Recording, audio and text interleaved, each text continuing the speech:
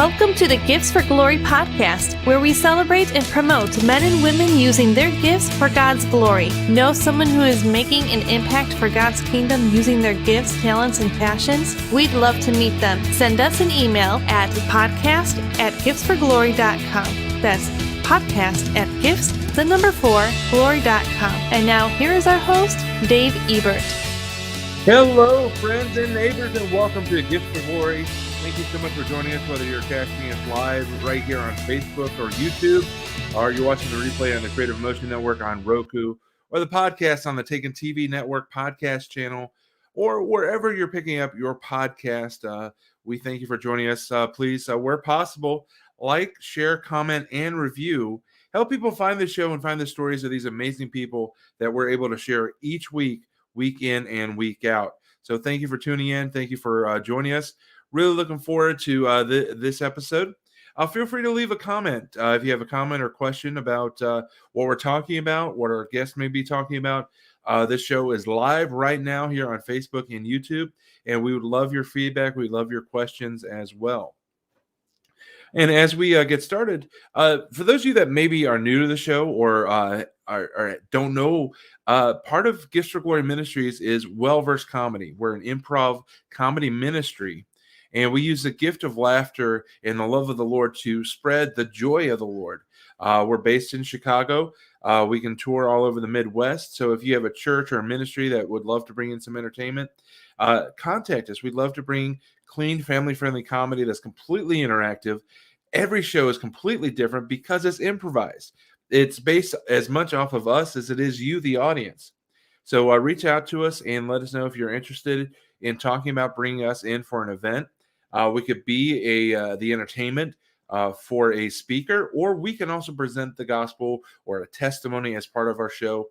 Whatever you want to help reach out to people, to encourage them, to bring them closer to the cross of Christ, that's what we want to do. Wellversedcomedy.com, wellversedcomedy.com, or email us at improv@wellversedcomedy.com. That's improv@wellversedcomedy.com. And now let's get on with our Devotions with Dave segment. Today's Devotion with Dave segment is actually coming from the shortest verse in the Bible. Depending on your translations, it's either 2, 3, or 4 words. Even the Amplified version, which tends to take a verse that's the size of a molehill, make a mountain out of it. Even in the Amplified version, it's only 2 words. So this verse is John 11:35. Jesus wept. Now, why would I pick this as a devotional verse? Because this passage, this verse, these 2 words tell us a mountain of information. Number one, Jesus experienced emotions. Because he was fully God and fully man, he was able to experience emotions. So we should never be afraid of our emotions. We should never feel like our emotions are sinful. What happens is sometimes we let our emotions have too much control, and we allow our emotions to become almost an idol in our lives. But the fact that we experience an emotion, that in of itself is not a sin. So I know that a lot of people feel like if I get angry, I've sinned. Not necessarily. Emotions, even the emotion of fear, that is something that God has given us to elicit a response. And if that response draws you closer to God, then it's working. If it drives you further from God, then you've allowed it to become something that's potentially sinful. So that's one of the things we learn. Number 2, Jesus, he was not a wimp. He was not weak. He was not soft. He was tender, but he wasn't soft. So he grew up a carpenter. He was a strong, manly man. And he shows us that as a manly man of God, it is okay to weep. It is okay to show emotion. It is okay to weep and mourn with those who are mourning. The next thing I also want to say is that he experienced all this, and he went through all this fully knowing that he was going to raise Lazarus, because this was when Mary and Martha and the whole family was together just weeping over the passing of Lazarus. Jesus wept with them. He knew, and he still had the hope of the resurrection of Lazarus. He still had the hope, of course, of God in everlasting life, but he still wept. So I want to encourage you today, don't be afraid of your emotions. Don't be afraid to experience them, but don't let them control you. Let them be a catalyst. Let them be a catalyst to a response. So, there I went for a few minutes. It's amazing what you can do when you dive into the word and just think about what it really says. John 11:35, Jesus wept.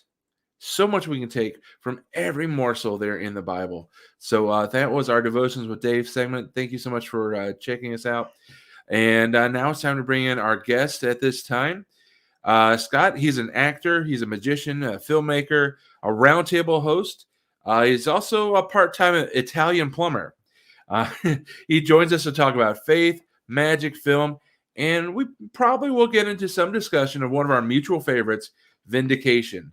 You can connect with Scott at greatscottmagician.com, or you can link to his different Facebook pages, the Great Scott Facebook page, the Mario Players Facebook page, as well as the Facebook page for his short film, Lucifer and the Father. All those links are in our show notes. So at this time, please welcome our guest at this time, the great Scott. Scott, welcome to the Gifts for Glory podcast. Hello, Dave. How are you doing? I'm good. How are you? I'm doing all right. When you did that description and that introduction, a part-time Italian plumber, I really hope I'm not going to get any requests for people to actually fix their plumbing, because I don't know anything about plumbing. Well, I probably should just take a moment to explain what you meant by that. One of my specialties is impersonating Mario from the Mario Brothers for kids' parties. So apparently it's a voice I can do very well. So, I dress up in the whole thing and it's a lot of fun. So do you actually go around chasing turtles and trying to find coins? No, I don't. No, I just went. I had this here just in case this came up, and we were right up at the gate with it. This is my Mario hat right here. See that? And this is my Super Deluxe Mario COVID mask. See? Hello, right. I'm a Mario. How are you? It's nice to see you. Thank you for having me here on the Gifts for Glory. It's a lot of fun. Thank you so much. Now, do you have an evil twin? No, I don't have an evil twin. Do you have the hat and the mask to switch back and forth? What do you mean? Between Wario, the evil twin of Mario. I don't like Mario. Okay. All right, I had to ask. You're also a magician, and we were talking before we went on the air that there are many that might think that being a man of God and a magician might be at odds with each other, but being a magician and a Christian really don't live in a world of conflict, because it can go hand in hand, or maybe hand in sleight of hand. That's true. Well, one thing we were discussing before we started is one verse that I will always open. I do shows for churches, but I also do shows for like private parties and people and stuff like that, and the reason I do that is because of 1 Peter 4:10. 1 Peter 4:10 says that you should use whatever gifts you have received to serve others, administrating God's grace in its various forms, which is one of the reasons why I got drawn to your show, because it was called Gifts for Glory. That's basically what I live my life by. I mean, anytime I will go out to, like, for example, the Reconciler, which is right here on my wall. I apologize that you guys have to see my front door here. The other side of my apartment had some plumbing problems that we can't show on camera. But so again, anyway, we're reiterating the fact that you're only Mario. You're not an actual plumber. Exactly. But I mean, things like pursuing projects like that, Lucifer and the Father, I've tried to tell people in the past, that I have been misunderstood sometimes, as trying to, make a name for myself. And maybe sometimes I've gotten, caught up in that. Like you were talking about during your devotional, sometimes your emotions can become what you worship. Sometimes if you're not careful, your dreams can become what you worship, or your talents can become what you worship if you're not careful. And I've fallen into those traps. But my life goal is to make sure that I don't end up like the servant who hid his talents away. You know what I mean? In the parable of Jesus. That is the one thing I'm not going to be. I will try every idea that comes in my head, and if most of them fail, then I can't stand before God and say I didn't try. Say I didn't try. And I think that there's that delicate balance, because I think the enemy is very good at, you hear the phrase often that idle hands are the devil's workshop. But I also think busy hands can be, because he's very good at using your momentum against you and just giving you that little nudge to get you off course, where you may not notice in the first few steps, but eventually you look back and realize you completely veered. So it's very easy for the enemy to use your emotions, your talents, your gifts in a way that goes against you if you're not careful. You don't root yourself in the word, and you don't root yourself in times of prayer. So it's okay to make this. Yeah, that's actually in line with what you were asking, because magic and sleight of hand is not evil. It's about how you use it. Like, for example, you can I've had so many people say, you've made my day because you amazed me, and that's when I feel like I'm doing God's work. But what I never do is, if someone is saying, I never claim to have any powers, I never have, I was telling you this before we started. Penn and Teller are two very famous magicians, both of who are both big atheists, but they have one approach to their magic that I totally agree with, and that's the fact that you don't need a cover story. You don't tell it. Penn even said one time, if you tell the audience that what they're seeing is real magic, you're making them complicit in a lie you're telling them. And that's one thing that they always are upfront with what they're doing is fake or is a trick, and that's one approach I do. I always tell people beforehand. There's one line I love to use. If I'm doing one time a long time ago, I was doing a birthday party, and there was a very smart kid in the front row, probably about 8 years old, and he yells out, "Hey, I saw what you're doing. You're cheating." Let me tell you something right now. Telling a magician he's cheating is like telling a surgeon that he's operating. Right. It's what we do. This is all cheating. None of it is real. None of the stuff that I'm going to show you here tonight is real magic. It's all sleight of hand, so to speak. Very good. And for me, magic, when it's done like with pure motives, even if it's not by a Christian, but when it's done purely and not as a way to exalt oneself or to say, I am the great, magnificent, whatever. It's very similar to pro wrestling. You kind of go knowing that there's a trick, there's a sleight of hand, there's a story being told, there's something for fun. You don't go to the wrestling match to yell out, "Oh, that's fake," unless the guys are just not caring about what they're doing. Right. Very similar. You don't go to see Spider-Man No Way From Home and yell, "Oh, Tom Holland's not actually hanging from that building." No, you go for the entertainment. You go for the distraction. So You ever heard of the movie The Prestige? Yes. My favorite line, it's not my favorite movie, but I think my favorite line in a movie ever is at the end of that movie when Hugh Jackman says, the audience knows the truth, but if you can fool them for just a second, you get to see something very special. And I've tried to impress upon people, there maybe would have been a time that I liked being the center of attention, that I liked all eyes on me, to borrow a phrase from a rapper that I never listened to. But you really, in some ways, I feel blessed to see providing that look on someone's faces of amazement is just, it's not about being smarter than them. It's not about one-upping them. It's about providing that wonder. Yeah. Providing that smile and stuff. And, God can, I actually came to know the Lord because of another Christian magician's performance, believe it or not. And, there was one point that I actually realized that Christian magicians can be a very big weapon and a real big threat to the enemy, because what is more a threat to the enemy than a believer who knows how deceivers think? Wow. That's powerful. In some ways, it's kind of like being a soldier who has the enemy's battle plans. Exactly. Like, for example, I know how to lift a person's watch. I would never steal a person's watch, but I know how to do it. How do you do it? I'm kidding. Well, I'm not going to give away here because it actually is used in a couple magic tricks. But I'm talking about magic tricks where the magician will lift the person's watch and then the watch will appear in something later and they give it back to the person. Right. But those skills, as we know, can be misused. And therein lies the difference between using your gift for entertainment and using your gift to steal and profit from it. Sure. Now, you alluded to a moment ago that you have some tricks ready, some examples ready. But first I have to make sure that you can see them all. I have a test trick here real quickly. This is the test trick that I always do, because sometimes I'm on a big stage, sometimes I'm on a small stage. All right? This is the smallest coin the U.S. government makes by size, not by value. I'm sorry, by value, not by size. What would that be? Penny. You're right. Now, Dave, can you see this penny okay? Yes. Okay. Now, if I want a big stage, this would be harder to see, right? Mm-hmm. Now, what would I do under those circumstances? I would reach in my pocket for this. What's this? Magnifying glass. Right. And then I would put the magnifying glass over the penny and yell at you in the back row and say, can you see it now? Of course, then you could, because the penny would be much bigger. because of the Ooh. magnifying glass. Very nice. I like it. Yes. So you can see that a whole lot better now. Am I right? Yeah. Yeah. One thing magicians have to do to keep their dexterity is exercises with their fingers.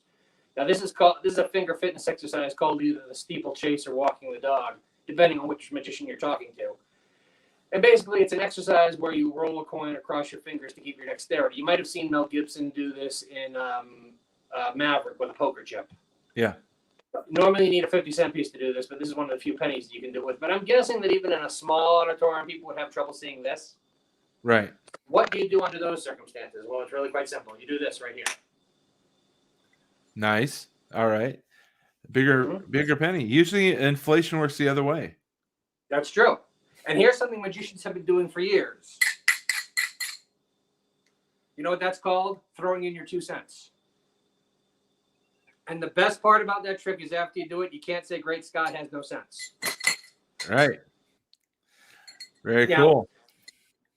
Would you like to see a demonstration of how you can use a trick to teach a gospel message or to teach a very simple gospel concept? Yeah, absolutely. Let's see it. All right. Now, one rule of magic other than don't give your secrets away is don't do the same trick twice. So sorry to disappoint everybody out there. I'm not going to make this dollar bill bigger. I already did that trick. Okay? All right. Now, this dollar bill is going to represent something for this. I want you guys to get a close look at it here, so I'm going to get a little closer to the camera. This bill right here is going to represent the love of our Lord, because you were talking in your devotional about how sometimes we think that if we get angry, we've sinned or something like that. And I don't think we realize sometimes how perfect God's love is and how unbreakable it is. Well, I'm going to use this dollar bill to demonstrate that. Now, normally when you would do this, you would borrow a bill from somebody from the audience to make sure that it's not rigged. Now, since you and I are together virtually, I couldn't borrow a dollar from you. Right. So how am I going to prove that this isn't a rigged dollar bill? Here's how. Dave, I've got 3 magic markers here. We have not prearranged this. Is that right? Correct. Tell me a color. We'll go blue. Okay. Now, tell me something you want me to write on the face of this bill so we will know that I couldn't have rigged this somehow. Just put Scott. Okay, fair enough. All right. All right, and I just did that freehand. So I think we can all agree that I can't do a bill switch here somehow. Right. Everybody will note this is the same bill the whole time. Now over here, I didn't use this pen because it wouldn't have shown up on camera otherwise. Okay? Now, sometimes I will do a joke. One thing that magicians will sometimes say that they are is mind readers. But let me tell you right now, magicians can't read minds. They make they know how to make you think that they can read your minds. Mm-hmm. And this is how they do it. They basically make you think what they want you to think, so it looks like they're reading their minds. Let me demonstrate. Dave, I'm going to read your mind. In just a couple of seconds, you're going to be thinking, man, I'm glad that bill's not mine.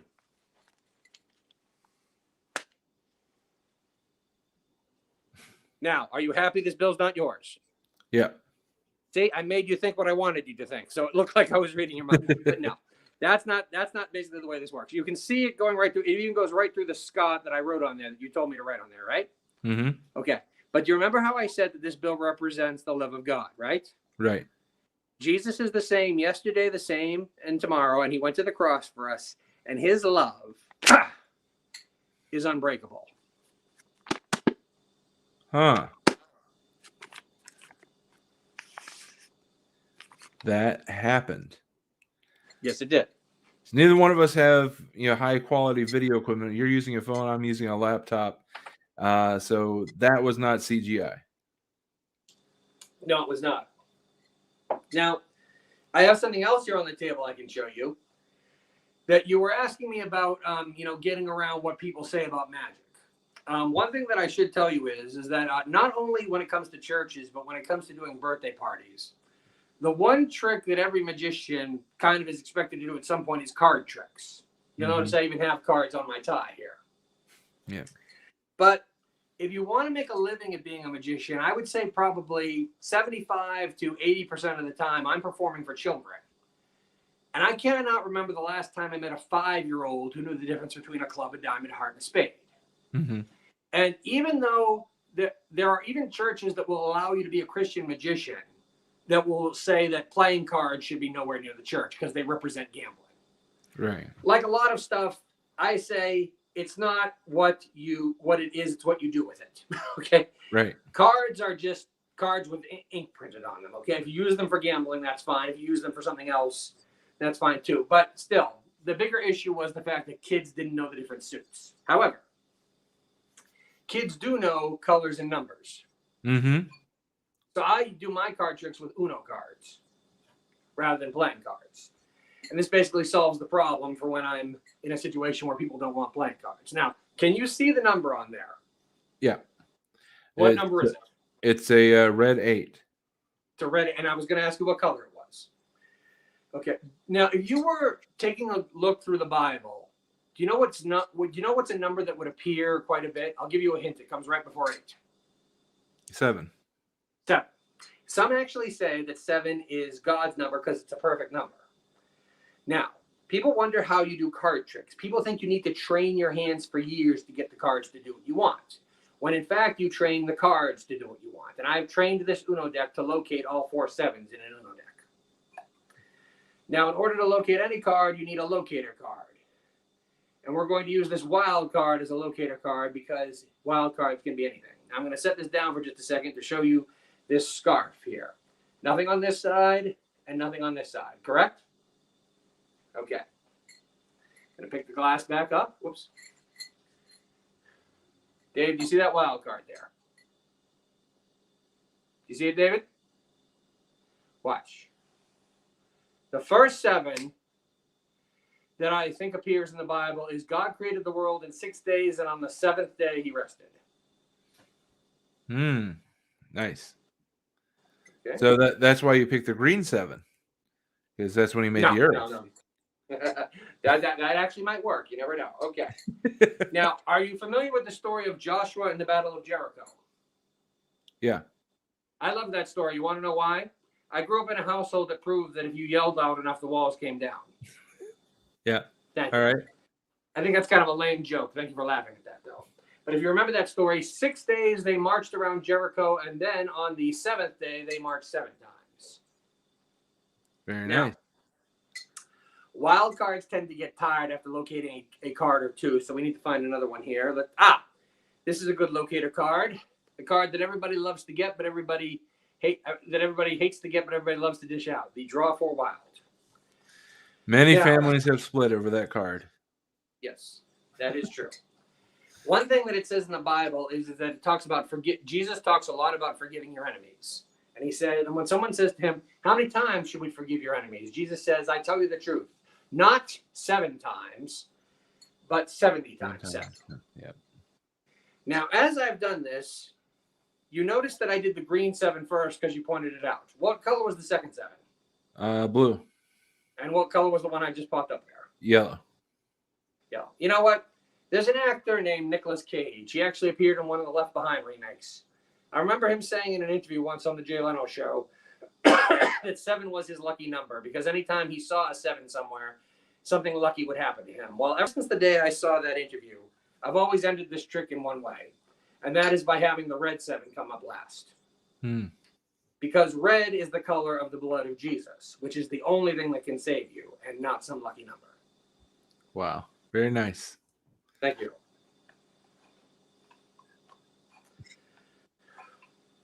Very cool. So for those listening, find out more about our guest, the Great Scott, at greatscottmagician.com for booking. Also links to his other pages.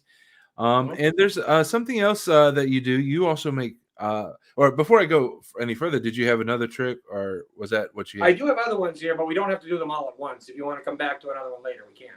Okay. All right. Let's move on. Let's talk about filmmaking. I know that you have a film that's either out or getting ready to come out, Lucifer and the Father. I should clarify something here. I didn't want to correct you because I didn't want to be picky. I am technically not a filmmaker. I could never direct a film. I'm actually a writer. Okay. I'm a writer. There is a difference between shooting a film and writing a film. So gotcha. I'm an idea guy, and I write scripts, and then Sean Justice takes my choppy pieces of whatever you want to call them and turns them into masterpieces. So, and Reconciler was the first film that we made, and it was it was a dream come true to make it. It was actually born out of a tragedy. Sean Justice's second oldest son very tragically died in an accident at a camp. Hmm. And long story short, some settlement money was awarded to him and his family, and he only wanted to do things to honor his son Caleb's memory. So if you look at the credits of Reconciler, the only executive producer is Caleb Justice, because the movie was financed with that. We were actually trying to make another film that we're still trying to make called The Twin Master. That we wound up making this one instead. And we were on the verge of trying to do a crowd because I think The Chosen had just had its first season, and I think everybody saw The Chosen and said, hey, if he can do crowdfunds, so can I. Mm-hmm. So we decided to, after looking for investor after investor and having a whole bunch of false starts, I talked Sean into, why don't we do a Kickstarter to try to finance the Twin Master? And 2 weeks before we were going to launch it, the pandemic hit. So we decided not to waste that. And to be honest with you, that's one thing good thing that actually came out of it, because it allowed me to think about, because I was upset like everybody was. Sure. I don't think there's anybody who was happy when the pandemic hit. So I think it's probably an obvious statement, but it got me asking, what could we make and stay within the guidelines that were being put in place at the time? And I had this idea for a movie that was Bible-based and had to do with how Lucifer and God were involved in certain situations. And I found out that the way that you do a crowdfund on VidAngel, which is where The Chosen got made, is you have to have a short film shot first. Okay. And I had this skit that I had written for my church, which was, the inspiration from it was actually kind of interesting. I don't know if you've ever heard of the movie Heat with Robert De Niro and Al Pacino. Oh, yeah. Yeah, I've heard of it. Okay. Now, if you've heard of it, the big scene in that movie is the 5-minute scene right in the middle where they're a cop and a robber, and they have a conversation at a diner, like, as Pacino puts it, two regular fellas. And the two of them playing this game of verbal tennis is like considered a great piece of cinema. I don't know how it happened, but one day I'm just watching that and I'm like, hey, what if that were God and the devil? And I wrote a skit for my church. Fast forward to the pandemic's happening. I'm looking to do something with Sean, and there was an actor in The Reconciler named Bob Shepard. He's actually very well known as the hearing aid commercial guy. He's been in a couple Christian films. He had wanted to work with us again, but we had a whole bunch of false starts with him being involved in projects, and I thought that he would. He's a guy with some mileage on him. He has a very gentle voice, and I thought, if you're ever going to have a human other than George Burns or Morgan Freeman play God, he would be great at it. And it's very easy to be evil, so I decided to cast myself as Lucifer. So I play Lucifer, Bob Shepard plays the father, and it's about what if basically God went to Lucifer and said, we need to talk, and invited him to sit down for a cup of coffee. He moves him around some too, but we shot that last June, financed completely on a Indiegogo crowdfund. And we're hoping that once it's done, we're going to be shipping it around to all of the Christian film festivals this year. And hopefully we can take I know we're both fans of the show Vindication. Oh, yeah. Yeah. In some ways, I'm kind of taking a page from Jared's playbook, only I'm doing it intentionally. This is a short film that could stand alone or could serve as a sequel pilot to a mini series we want to make that would show God and Lucifer involved in different Bible stories. Okay. Nice. I like it. So the link is in the show notes and is on our screen right now. Facebook.com/Lucifer- and the Father. You can search for it, Lucifer and the Father, on Facebook, or look for the link in the show notes. And you're involved in a lot of projects. We talked a little bit about the Mario players that you play Mario. You're also a magician. So how did you get into the Mario players? And is that faith-based, or is that just strictly a side thing that you do? That's a side thing, although I will say that my best friend, Ben Neal, who plays Luigi, he's the worship leader of our church. So the two main guys who are involved in it, we are believers. And but the Mario players in some ways has evolved into a way that you can be at least for me and Ben, can be a light to the world, so to speak. Because the Mario aspect of it was actually an accident. Okay? I didn't I'm not this mad Nintendo fan who decided to set out to do this show with, whole bunch of people playing Mario characters. It started out as something I wanted to create the A-team of entertainment, was what I called it. Remember the A-team with Mr. T and George Papard and everything like that? You know how each guy on the team had a different skill? Yeah. You never see an entertainment group like that. You never see an entertainment group where one person does something. I almost thought you could have like a group of people who were a self-contained variety show. Okay. You know what I mean? I like it. There's sketch comedy groups. You know about those. Yeah. There's singing groups. You know what I mean? But I've never seen an A-team. I wanted to create a group where everybody did something different. I tried to market that and it failed miserably. I realized you needed a theme to tie it all together. And during the pandemic, I came up with the idea of playing Mario characters because I'd stumbled onto I'd been working with this company that was doing human characters visiting kids out in their yard, like during the pandemic. And they were all princesses who were wearing COVID masks. And I was like, okay, what human character do I look like? And I was like, oh, I can do a Mario's voice. I kind of look like a Mario. I know enough about it. And but then I found the Mario mask that I was just wearing, you know, with the mustache. And I've never really liked cosplaying with fake mustaches because they're just so itchy. Mm-hmm. And let's be honest here. You think any human being can duplicate Mario's smile? I don't think so. No. So basically, the idea of the Mario players is each one of us is a different Mario character, but each one of us has a different performance art. Mario's the magician. I mentioned that Ben, my best friend who plays Luigi, is our worship leader, so he sings and he plays his guitar. All right. We just brought in a guy named Danny who is a phenomenal juggler, and he plays Waluigi. And then our actress who plays Princess Peach, she's a face painter and a temporary tattoo person. So each person does something different. And so this evolved into the way we introduce the show is we go, hi, I'm a Mario and I'm a Luigi. And I'm sure you all know about us in the Mario world. But you know what Nintendo is great at? They're great at telling you all the things that we do the same that we're great at. I mean, plumbing, oh, that's a snap for us, you know? Oh, rescuing beautiful princesses, we could do that in our sleep. Overthrowing reptilian dictators, that is a snap. But they don't tell you what we are good at that is different. Like, I'm a magical Mario. Luigi is the musical Mario.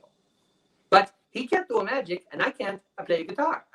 So we thought, wouldn't it be great in this world where people are divided over differences these days to put together a show that celebrated our differences and brought them together? So that is what the message of the Mario players is.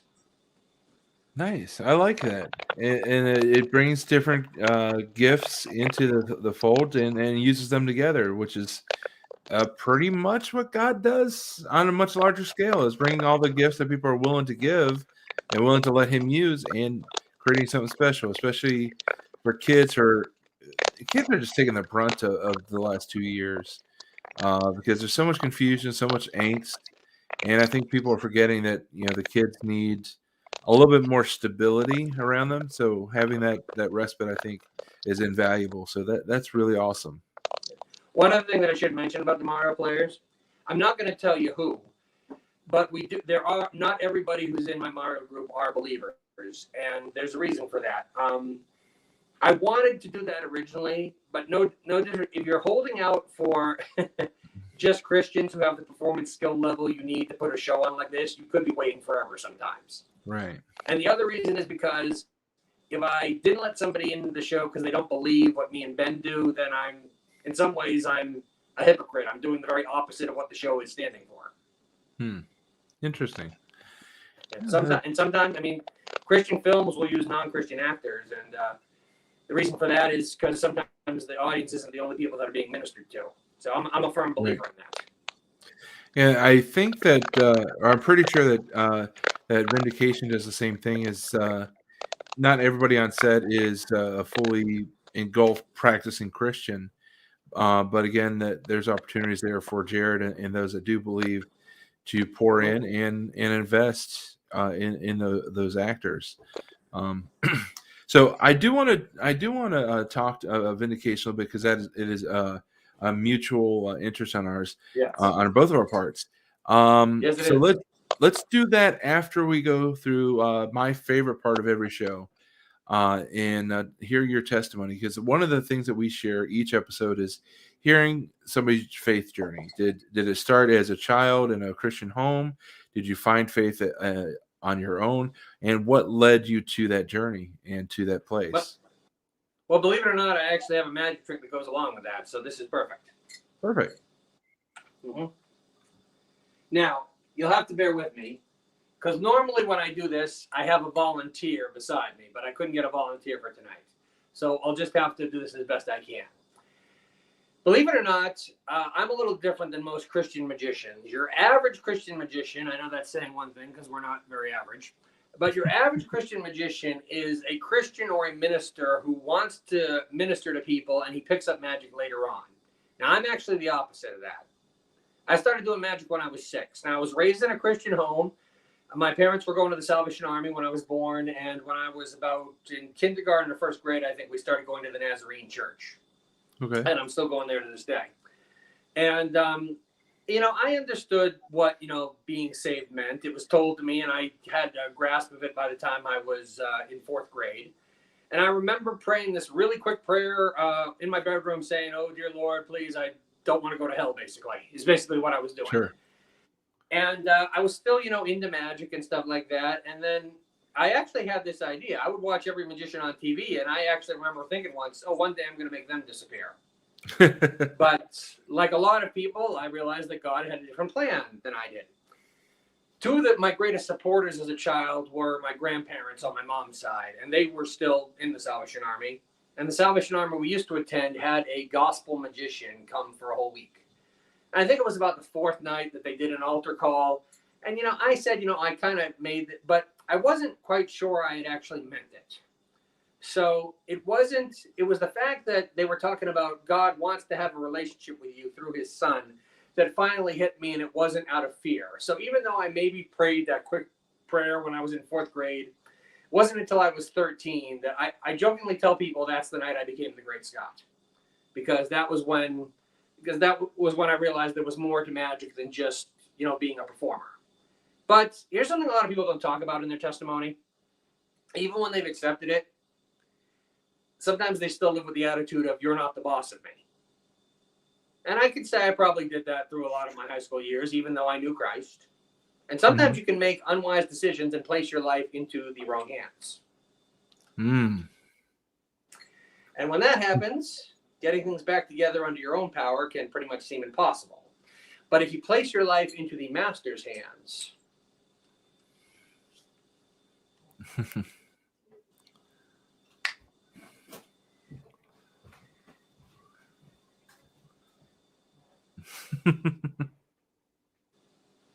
everything comes together. Wow. Romans 8:28. All things do work together for those who love the Lord. Amen. And to maybe elaborate just a little bit on that, I am someone who is one of those people who honestly, in my opinion, has one of the most boring testimonies on the face of the earth. I have been clean and sober my whole life, never touched drugs, never touched alcohol. Magicians are actually encouraged not to because it slows down your dexterity. And I'm going to be 44 next month. I basically have no skeletons in my closet whatsoever. It's all been eclipsed by this insatiable desire to perform. Yeah. And I wish I had more for you, but it's basically, it really is that simple. It really is that simple. And thankfully, God got a hold of me and not Hollywood. Yeah. Here's something that I in doing something like 200 of these interviews so far, is that there are some that feel almost, and I'm not saying that you feel this way, but that it almost feels like they're ashamed that they don't have that powerful sin that God helped them overcome. And the way I look at it is, every salvation story is a miracle. Every salvation story is worthy, and there's none better than others because it's all pointing to the same place. And there are a lot of people who grow up in Christian homes that choose to become gospel callous to where it doesn't make a difference in their life anymore. They've heard it over and over again, and they've given up on it. So the fact that you're still able to, having been immersed in it, still find it and make it your own, that's still a miracle. And that's something worthy of celebration and never to be downplayed as, "Oh, I have a boring story." You don't. Well, to be honest with you, I know where some of those people, it breaks my, there's a lot of people I grew up with in youth group who sadly are not walking with the Lord today. And I understand how, one of the reasons why I got into Christian movies, I'm not going to name names here, but there's a whole bunch of Christian movies that I can think of where no matter what the story is, no matter what's going on, you can find the same John 3:16 speech in a lot of them. Mm-hmm. And it gets to the point where, as a believer, you're watching it, you're trying to enjoy it, and you're like, oh, here we go again. And I'm like, man, I'm a believer who's getting tired of hearing the gospel. Right. You know what I mean? So you can't, but thankfully, I'm someone who has also seen enough to know that I cannot walk away from this. Right. I cannot. It's got to, because if I walk, I'm walking away from something I already know is the truth if I do that. So while I might have suffered from fear of missing out at times, to quote my Sunday school teacher when I told him this very same thing, he said, Scott, you don't have to fall off a bridge to know you don't want to fall off it. Right. So. Absolutely. Good word. Cool. So before a moment ago, we mentioned that we both really are huge fans of Vindication. You've had many of the cast on your roundtable shows, and Yes. I've had a few of the cast on this podcast. I've had Venus Monique, Todd Terry, Jared O'Flaherty. Back when I was doing only audio versions, I had Candace Kirkpatrick on, and we talked about Vindication. So, we're huge fans, and it's really exciting to see Christian faith-based productions that aren't afraid of going there. They still come out clean. It still fits through the what we do. Our comedy is, I say we use a Philippians 4:8 filter. Whatever is good and pure and noble and praiseworthy. And if we can filter through that, then it's going to be good and honoring to God. And Jared is able to do that. So when did you first find Vindication, and what hooked you to the show? It was Sean Justice who directed Reconciler and Lucifer and the Father. He had asked me if I had seen it. He had found it. How he found it, I don't know. But I watched it when it was on Amazon Prime, and I'd say it kind of got me hooked. What got me hooked is, I'm a man of God, but I'm also a cop. I'm also a cop show junkie. I admit it. I like it's when you're a magician, you like mysteries. What can I say? Now, do I wish to the dear Lord that a lot of the mysteries and cop shows were a lot less gory and a lot less sexually graphic these days? Oh, absolutely. Yeah. And I think that comes down to why I like Vindication. Twin Master, the movie that Sean and I have been trying to make for 13 years. Mm-hmm. It's a thriller and it's a detective story. It's basically all of my education on how the procedural crime drama works put into a script that honors God. Nice. And does it in a way that you can. Another thing that I think sometimes people will misunderstand is they'll be like, oh, this thing glorifies violence. Don't confuse violence with suspense. They're not the same thing. Like the Reconciler is a very suspenseful movie. If you guys want, you can check it out. By the way, just a little commercial. You can check out this on Amazon Prime. It is now available. It's also available on the Christian Movies YouTube page. You'll have to watch it with commercials, though. So I'm in the movie. I play Ed, and I co-wrote it with Sean. But anyway, it's an example. Do you want to know what people have called the Reconciler? What's that? The faith-based version of Saw. If you can believe that. Or Saw with no gore is another word. But anyway, to be honest with you, there have been some suspenseful movies that I will look at and I will go, man, that thing was so well written story-wise. Why was it full of F-bombs and gory violence? You know what I mean? So I've spent my years studying the crime genres and like pulling out the elements that I believe work and leaving all the stuff that, as you said, does not fall under Philippians 4:8 behind. And it looks to me, one of the reasons why I was drawn to Vindication was it looks like Jared cracked that code and he cracked it big time. I was stunned to find out that Mr. O'Flaherty had never watched a cop show before. I was because he clearly understands the cop show formula and the cop genre. Yeah, he does. He knows how to keep an audience hooked. He knows how to do a non-linear storytelling with flashbacks, which has become very popular on television these days, especially with shows like This Is Us, just to name one. Mm-hmm. So. Yeah, I appreciate the fact, as I mentioned as we transition into this topic, is I really appreciate that he goes there. The first episode, which was just a short film that became the catalyst, was about adultery. Was about a guy caught in this thing where, he had committed adultery in his heart, though he never got to the physical adultery. Right. And God intervened to prevent him from getting caught into the Yeah. physical adultery, which would have ended his life. Mhm. And so he went there in the first one, and then all these film festivals are telling Jared, "Hey, you should really follow this this Detective Travis. We think he's an interesting character." And so then Yeah. they start going on with the story.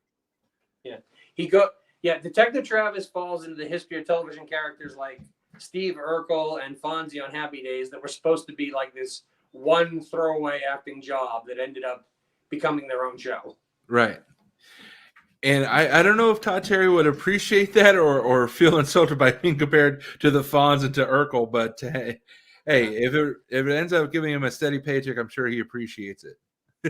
Well, actually, when I used them on one of my, before I was doing the roundtables, I was doing what I called virtual volunteer segments, which were a combination of me interviewing people and doing a magic trick with them.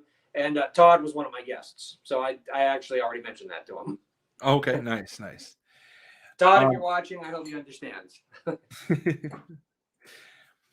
And then in the second episode, I can't remember the young lady's name, but they brought in this brilliant young actress to deal with sexting and Right. sharing, really giving into the pressure of sharing to her boyfriend what wasn't his to see, and how it cost her dearly, and the fact that they went there again to address it, to show how it can be addressed, how it can be dealt with without without splitting families apart or what have you. But right. I see all these news reports about celebrities' photos, getting hacked off their phone or whatever, and then they're crying about, it's my phone, it's my problem. You never should have been taking those photos in the first place. yes. You know what I mean? That's the one thing I cannot get my mind around, to be honest with you. I'm like, you don't have anything on your phone you don't want hacked. You know what I mean? So, Right. And for me, I'm thinking, being maybe cynical, is like, you're probably not that upset that they got out, because now you're back in the public eye. Now your stock is rising. yeah. But for me, my favorite episode, and because I work with women who survive sex trafficking, the episode called "The Gentleman" or "Reverse Trafficked," where when the guy's rescuing people and Travis can't get his head around it. Right, exactly, and it's just the idea of how cool would it be to be that independently wealthy that you could go and buy freedom. And what's unfortunate here is, that there are people in the church, or people who call themselves Christians, who would be aghast at the idea of buying somebody's freedom, because you're just giving money to those handlers and you're making them rich. They're going to get rich anyway, but at least don't get me started on the guilty by association hypocrisy that's in a lot of churches. Right. I hear you. Yeah. So I know you and I are both really excited also about season 3, which is getting ready to film in the next few weeks. So this is not spoilers, because we're friends with Jared. We talked to Jared, but we have no idea where he's going season 3. What is your prediction for who's going to be in the body bag? You sure you don't want to start a debate here? What's that? I know, because I ran my theory by you once before, and you disagreed with it. So yeah, I thought it'd be kind of fun to talk about that here in the last few minutes. Okay, all right, fine. In my personal opinion, and some of this has to do with now. Okay, I don't think this is really a secret, but Vindication never knows when they're going to have another season after the one that they've done. And Jared fully admitted that he did that ending with the body bag so that he would more guarantee a season 3. But he's not sure that there's going to be a season 4. Right. Okay. He's not sure there's going to be a season 4. So the next season we're getting, there's a chance that could be the end of it. Okay. So I realize that this is a show that takes place in the real world, and I know that it's a show that is not afraid to, as you say, go there. Okay. But given the way that Tomlinson really has it out for Travis now because he is such a bad cop incarnate, and he's the police chief. Mm-hmm. I cannot see this show functioning if he stays the police chief. Now, maybe Jared is more creative than I'm giving him credit for, and he has a whole idea of how that can happen. You know what I mean? Maybe a whole season about how Travis works under a police chief he knows is corrupt as heck. You know what I mean? Right. But my theory would be it's Tomlinson who's dead, because Jared already revealed on my roundtable that one of the things that we're going to do is see flashbacks to the year and a half in between season 1 and 2, and we're going to learn how Tomlinson went bad. In my opinion, it makes more sense to see that as a writer if he's the one who's dead. Sure. Okay, that's just my opinion. Yeah. Now, here's the thing. I think that sometimes when you reveal a big mystery as a writer, one thing you can do is have it just lead to more questions. Like right. I said that I really loved the procedural crime drama. There was a show that was on called Elementary that was a modern day version of Sherlock Holmes. Sure. Yeah, absolutely. There's one episode that they did that is totally brilliant. Within the first 7 minutes of the episode, you know who the killer is. But he was a hired gun, and it's about who hired him. And the person who could have hired him doesn't make any sense. It's just great writing, but you know who pulled the trigger in the first 7 minutes. Mm-hmm. So it's more like, okay, so sometimes shows will do things like that. In the first 7 minutes, you'll know who the killer is, but why they did it will keep you guessing. I can totally see Jared doing, in the first 2 seconds of Vindication season 3, you will know who's dead. But how they died and where everybody else is something you'll have to wait a couple episodes to find out. And we might not know the exact scenario of assuming that it is Tomlinson. If it is Tomlinson, the way I would do it if I was writing it is I would have it be Tomlinson and intercut with the flashbacks to how Tomlinson went bad is Todd Terry trying to solve his murder and find out where Chris is and where Anthony is and are they all right and what actually happened that led to that. Yeah. Well, when we had the roundtable with that's what I would do. That's what I would do. Now, Jared probably has a much better idea than that, but that's what I would do. When we had the roundtable with the cast, it was bantered about that season 3 of Vindication is going sci-fi, and it's actually Travis looking at Travis in the body bag. No. Todd Terry has a good sense of humor about those things. Yeah. But for me, I'm thinking that the only way the early reveal works is if it is Tomlinson. I think that if it's anybody else, there has to be a build. There has to be a story of why this character is being knocked off. I think that if it's Chris Tanner, you have to build towards that. If it's Anthony, yeah. If it's him, you have to build towards that. But if it's Tomlinson, then you can do the big reveal and then explain why his life ended up there. Yeah, there was a fourth person in that garage that was a throwaway character, one of Tomlinson's crony, henchman or whatever. But Todd Terry wouldn't have been upset at his death. He wouldn't have even known him. So it's not that guy. Yeah, there was the henchman that was like the club owner that Trey went in to meet. And then there was also the building owner that owned the place that the creepy Instagram photo guy, right, who drove the DeLorean. Yes. I thought that was a great touch. Is this creepy guy is driving in a DeLorean? But then that building owner, he's very creepy, and he was the catalyst to reveal just how dirty Tomlinson was.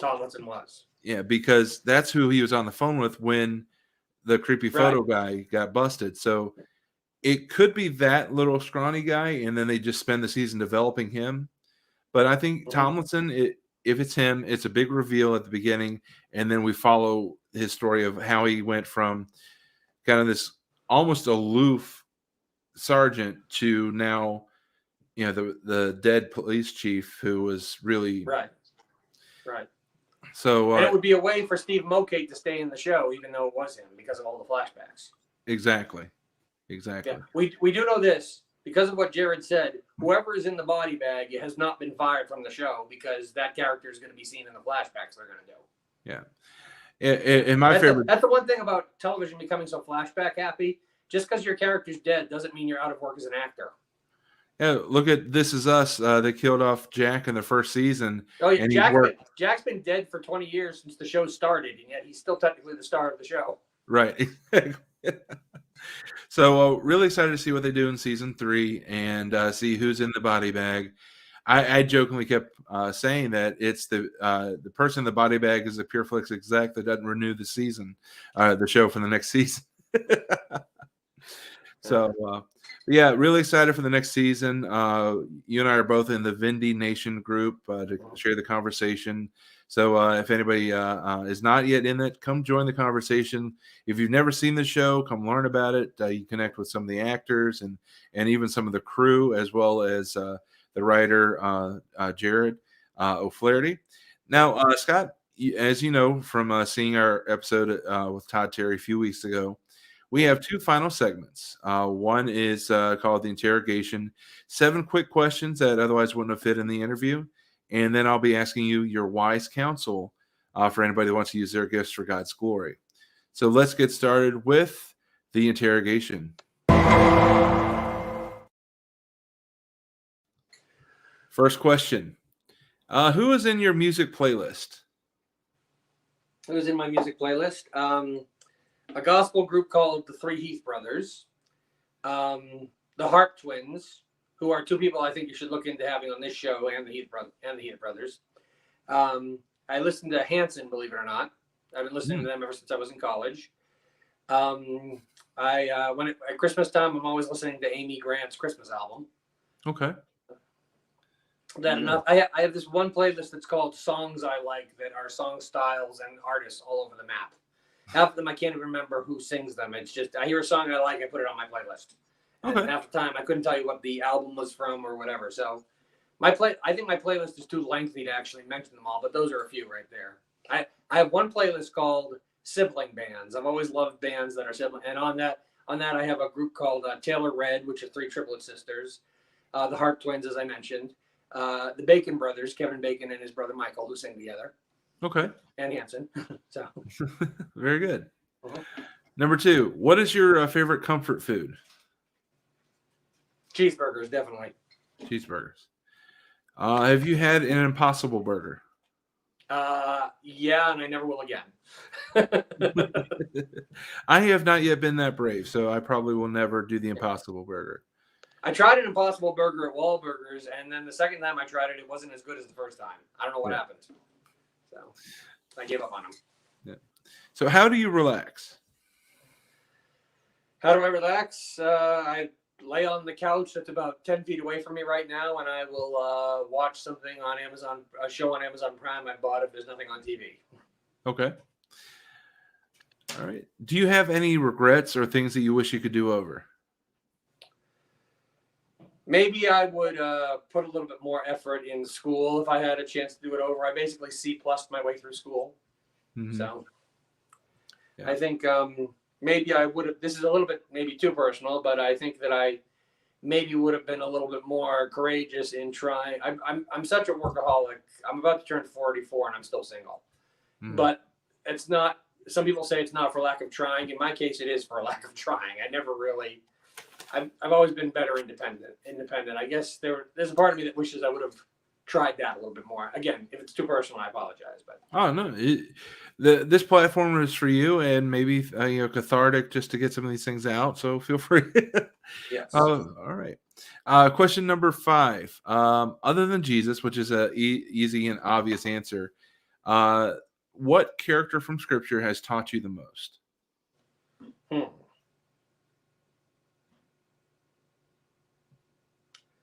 That's a tough one.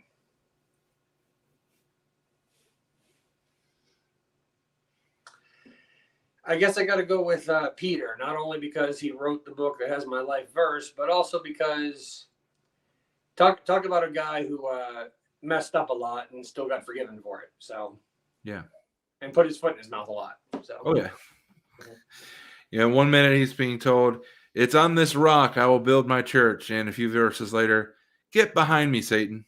Right. So that's a tough rise and fall for any man. Question number 6. What is something few people know about you?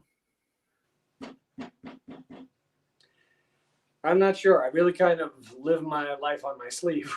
Really, I'm not that. Let me see. Let me see if I can think of something real quickly. What is something not a lot of people know about me? It's sad when you can't think of anything, really. No problem.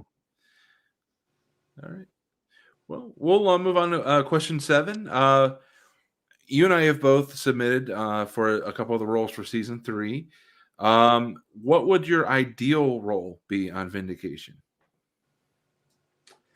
Well, I actually had this idea many years for with all the cop shows that I've been watching. And I think it's an issue. I mentioned this to Jared. It's an issue that I don't think Vindication would have trouble tackling. When you are a single man who entertains kids for a living, you got to be the epitome of extra careful. You know what I mean? Mm-hmm. One of my rules is I can never be the only adult in the room. And I've actually, sadly, seen it happen. Again, I'm not going to mention names.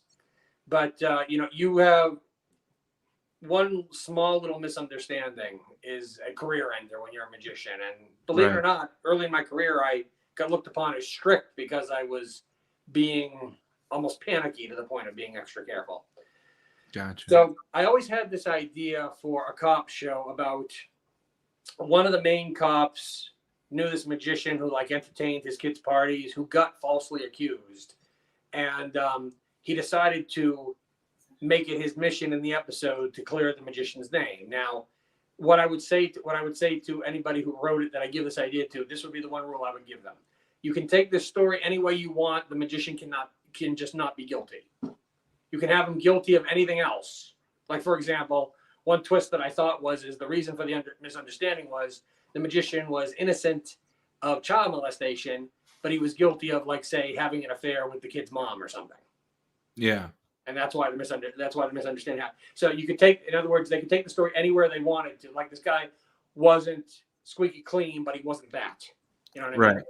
So that's a role that I thought would be willing to tap, because I think I could really get the emotion of how sad I would be if I was in that situation. So I think that would be I think on a cop show like Vindication, that would be a role that I would want to tackle if they decided to go there.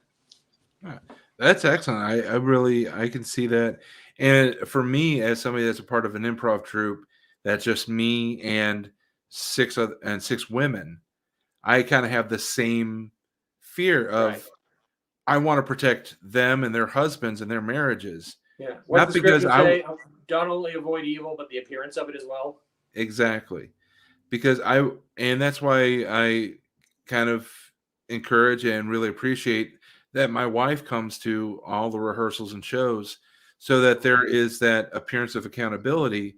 Not that there would be anything that would happen without her there, but again, the appearance of evil, the inference of one dude alone in a building with a bunch of women, that's scandalous.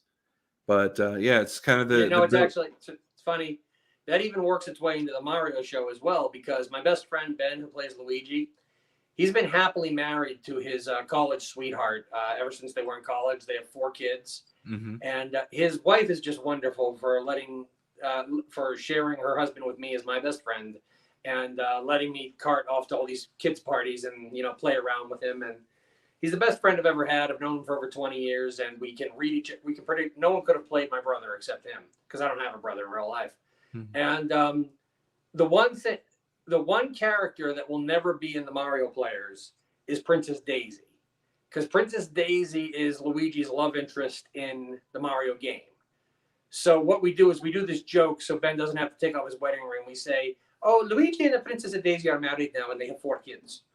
Okay. And this allows us to not have to have, because if I had an actress there, because Ben's wife is not an actress, she's very shy. They're the epitome of opposites attracting. Mm-hmm. You would never get her on a stage. His daughters are another story, but I'm not going to talk about that.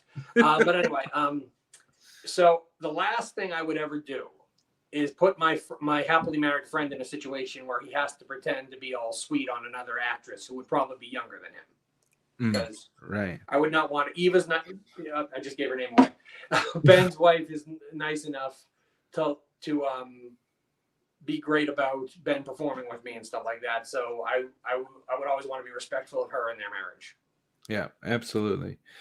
Absolutely. So it's cool to see somebody else that understands, kind of the anxiety and sometimes the fear of just that appearance and really being cognizant of how things look.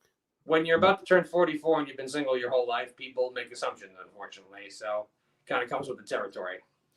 And it's one of those unfortunate things because a 44-year-old single woman never married would never face that kind of question. And it's unfortunate. And it's unfortunate because there are enough stories that are covered that make people wonder. But what I can't get over is that there are some adults that I have to actually explain this to. I used to do table hopping restaurant magic at a McDonald's for a kids' night. Mm-hmm. And one night I'm there and there's a dad with his 3 kids for dinner. And I go over and I do like 2 tricks at each table. I go over and I start doing the trick. The dad gets up to get ketchup and napkins, so I step back. Okay? Mm-hmm. I start performing more. He forgot something, so he goes back. So I step back. He comes back and he goes, "Oh, I'm not watching. You can keep performing." And I'm like, "No, I can't." He's like, "Why not?" And he goes, "Because you're the only grown-up at this table." And he's like, oh, I'm sorry. Yeah. So. Yeah. And it's just a good rule of thumb. Protect you, protect the kids. Exactly. So, yeah. All right. Well, Scott, the final question we ask every episode is, for anyone that wants to step up and use their gifts for God's glory, whether it's magic, whether it's music, whether it's acting, comedy, whatever it may be, what would your wise counsel be for that person? Don't let anybody tell you that you can't. That's the best. That's the best I got. One of the guys who's in my Mario group his name is Justin, and he's never wanted to be anything but an actor, but he's a type 1 narcoleptic. And people will not because the guy can be scared to sleep. People won't hire him for stuff. If they discriminated against someone because of their color for their skin, they get sued. But now apparently discriminating for that is okay. So that's the reason why he plays Shy Guy. That's the reason why I have him in the group. Yeah. Because I'm going to give him a chance where nobody else did. Yeah. And therein is your ministry, is allowing people a chance to do what's on their heart, and that opens the door to ministry. Whether or not he's saved, he at least gets to experience that inclusion and that love of Christ through that simple gesture. Mm-hmm. Awesome. Well, Scott, it's been a pleasure spending so much time with you one-on-one. Want to encourage everybody to find your Facebook pages and also find you at greatscottmagician.com. And next week, we will have Steve Rivera, owner of Gutty's Comedy Club in Indianapolis and in Minneapolis. We'll be talking about comedy and also the Gutty's Metaverse. We'll be talking about that next weekend. Or next week right here on Gifts for Glory. So I see a card in your hand. It looks like you have one more trick for us. I was just about to ask that. Do we have time for a trick before we go? Yeah, let's do it. Okay. Now, this is a trick I have to move the camera so you can see this table that I've been putting everything on during this show. So I wanted to save this one potentially to last so that you could. So let me just move down here. Oh, hold on. Okay. Can you see the top of this table? Okay. Yeah. Okay. This is another Uno card trick. Well, you know what? I'll let you decide. Would you like to see another Uno card trick, or would you like to see something else? Sure. Looks like you're ready for the Uno, so go ahead with that one. Okay. So once again, I'm still working on a gospel application for this one. I don't have it yet. But once again, we have the 4 sevens here. Now, you see the 4 corners of this table? Mm-hmm. Dave, I want you to tell me which color to put in each corner. First of all, pick a color. Let's go with blue. Okay, which corner do you want blue in? I'll go your bottom right. Over here? Yeah. Okay, can you still see that there? Okay. Yeah. Pick another color. We'll go with the red. Go diagonally across from the 7, or from the blue. Okay. Over here. Yeah. All right. Pick another color. Last card's going to pick itself, obviously. Obviously. We'll put the yellow in the corner closest to you. Okay, so green goes over here. Yeah. All right. Now I'm going to put 3 cards on each of these. This is not the trick, by the way. This is just part of. Okay. Now, what was the last card you picked? The last card you picked was green, right? The last one, I put the yellow closest to you. Yeah, but the last one I put down was green, right? Right. Okay. Yeah. Okay. So since that was the last one I put down, that's where we're going to end. So we're going to rewind and start over here. Okay. Now, remember, you picked this order, so I couldn't have known that. All right? Right. Okay. What's on the blue card? On the blue card are these 3 blank instructional cards. This one has switch hands with another player written in because it allows you to come up with your own rules. But here's what we're going to do. We're going to take this blue 7 right here. We're going to turn it over and have it face the other 3 cards. So we got these 3 instructional cards, and we have a blue 7, right? Mm-hmm.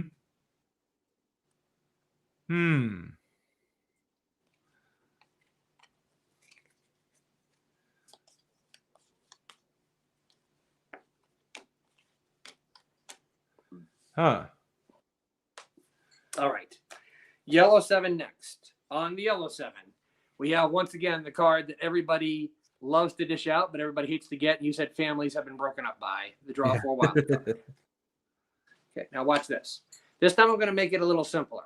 I'm going to turn this over and have it face the other cards. But you might think it's gone already, so let me show it to you that it's still there. You see the yellow 7? Yep.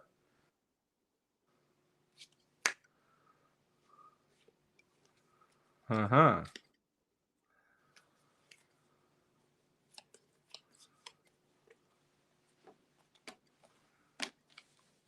I'm moving these around so you can see I'm not holding 2 cards together.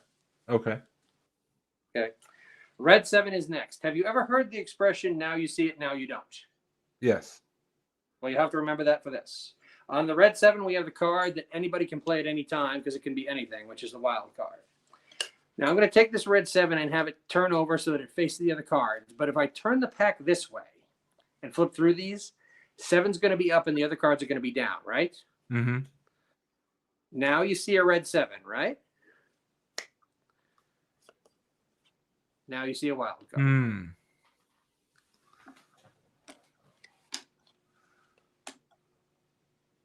What's left? The green 7. The green 7. Which was the last one I put down, right? Because of the order that you picked. Right. And I couldn't have known that that was going to be the last one I was going to put down. And I really didn't, by the way.